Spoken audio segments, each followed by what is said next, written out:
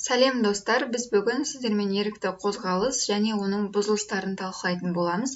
Ерікті қозғалыс аты айтып тұрғандай, біздің өз еркімізбен қолымызды немесе аяғымызды бөгіп жазу қозғалыстарын айтуға болады.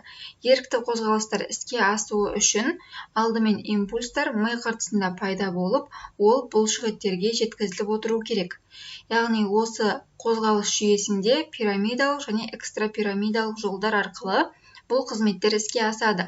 Пирамидалық жолдың өзі трактус кортика спиналис және трактус кортика нуклеарис арқылы жүзеге асады. Ендеше осы екі жолды сіздерге түсіндіре кетейін. Бұл екі жолда негізі екі нейрон болады. Біріншісі орталық қозғалтқыш нейрон, ал екіншісі перифериялық мотонейрон. Трактус кортика спиналиске келетін болсақ, мына жердегі сурет сіздерге түсінікті деп ойлаймын. Жұлын, сопақша ми, көпір, ортаңғы ми, яғни бұлар ми бағаны. Ең алдымен трактус кортика спиналисте бірінші нейрон, бұл гирис прецентралисте орналасады. Бұл жерде бетс клеткалар болады. Осы бетс клеткаларының жиынтығы ретінде бірінші нейрон, яғни орталық нейрон, осы жерде орналасады. Бұл өздері қабылдаған импульсті ары қарай өткізіп, мына жерде ішкі капсула тұр, мінекей. Сол жақтың ішкі капсуласы, ал мына оң жақтың ішкі капсуласы. Осы ішкі капсуланың төменгі 3/2 бөлігі арқылы өтіп, ортаңғы миға, көпірге және сопақша миға келеді. Сопақша миға келген кезде форамен акципиталис магнум арқылы осы келген импульс екі бағытқа бөлінеді. Оның 80-85% бағыты қарама-қарсы бетке өтіп, жұлынның бүйір бағанасы арқылы еніп, жұлынның алдыңғы мүйізіне келеді. Ал қалған 10-15% жұлынның артқы бағанасы мен артқы мүйізіне кіріп, осылайша алдыңғы мүйізіне келеді.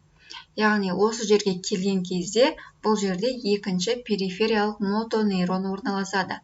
Ол ары қарай жұлынның тармақтары арқылы бұлшықеттерге таралып, осы бұлшықеттерде бүгу немесе жазу сияқты әртүрлі ерікті қимылдарды жүзеге асырады.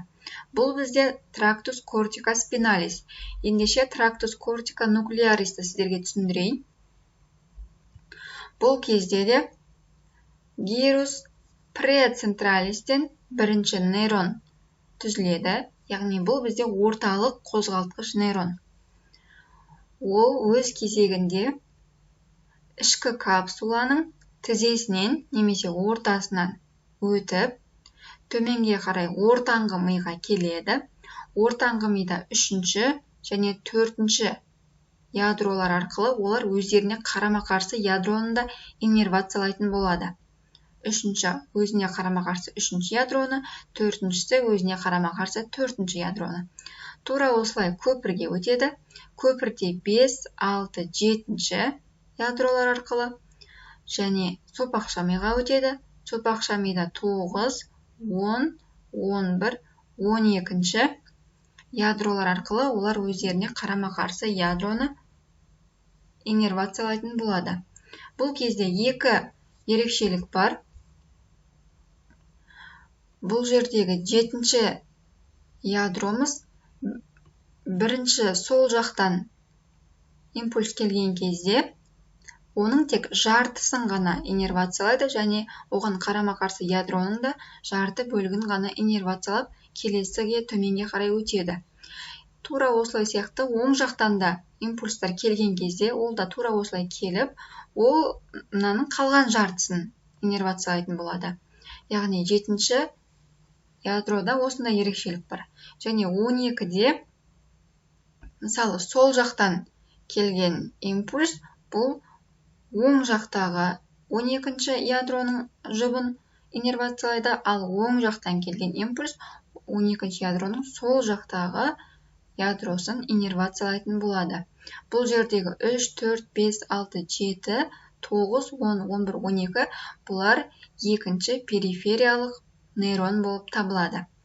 Бұл трактус кортика нуклеарис, яғни осы қимыл қозғалысымыз екі жол арқылы жүзеге асырылады. Трактус кортика спиналис, трактус кортика нуклеарис. Ендеше ерікті қозғалыстың бұзылыстарына келетін болсақ, ол екі түрде болады. Олар орталық салдану немесе перифериялық салдану. Яғни ол, мысалы, орталық нейрондардың зақымдануына немесе перифериялық нейрондардың зақымдануының әсерінен осылай екі түрге бөлінеді. Ендеше орталық салдану мен перифериялық салданудың айырмашылығына тоқталайық. Ең алдымен бұлшықет күші екі салданудың кезінде де парез немесе плегия болуы мүмкін. Яғни сол мүшенің жұмысының дұрыс болмауы. Бұлшықет тонусына келеміз, яғни орталық салдану кезінде гипертонусты болады бұлшықеттің, ал перифериялық салдану кезінде атонус немесе гипотонус, яғни бұлшықеттің тонусы төмендеуі мүмкін немесе мүлдем жоқ болуы мүмкін. Бұлшықет трофикасы орталық салдану кезінде норма болады, ал перифериялық салдану кезінде атрофия немесе гипотрофия болуы мүмкін. Сіңір рефлексіне келетін болсақ, орталық салдану кезінде ол артады, ал перифериялық салдануда болмайды. Патологиялық сіңір рефлексі, яғни орталық салдану кезінде пайда болады. Аты айтып тұрғандай, патологиялық сіңір рефлексі, яғни ол қалыпты жағдайда болмайды. Осындай патология болған кезде пайда болады, ал перифериялық салдану кезінде ол анық белгі ретінде көрініс береді. Синкинезия орталық салдануда болады, ал перифериялықта болмайды. Клонуста орталық салдану кезінде болады, перифериялық салдануда болмайды. Фибрилляция, фаскуляция керісінше орталық салдануда болмайды, ал перифериялықта пайда болады. Қайта туу реакциясы орталық салдануда болмайды, ал перифериялық салдану кезінде электромиография арқылы көруге болады. Яғни бұл тіндері өлген бұлшықеттерге электромиография аппараты арқылы импульс жіберіп отырған кезде ол перифериялық салданған бұлшықеттер қайтадан импульстардың пайда болуы мүмкін. Сондықтан бұл қайта туу реакциясы деп аталады. Сіздермен бірге болған Гүлбану Ғаниқызы. Егер видео ұнаған болса, каналға тіркеліп, лайк басып кетіңіздер. Келесі сабақта сіздермен экстрапирамидалық өткізу жолдары туралы талқылайтын боламыз.